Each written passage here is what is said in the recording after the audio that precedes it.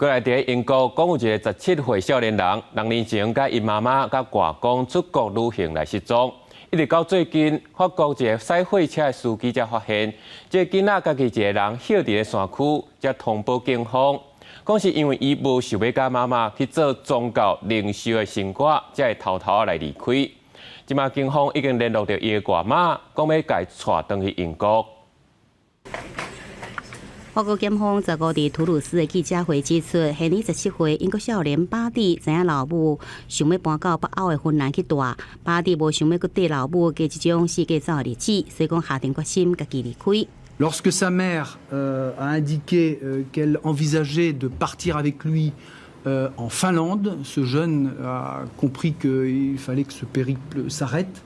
et il a décidé de quitter l'endroit où il était avec sa mère. 英国少年巴蒂离开老母了后，12月13日，一个法国的灵骨治疗师阿斯迪尼，趁暗时开车送回到邮局中途，伫皮里牛斯山区注意到巴蒂。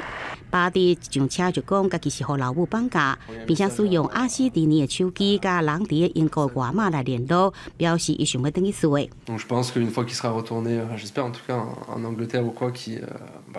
me contactera pour savoir comment il va déjà s'il est content, bon j'espère. Hein.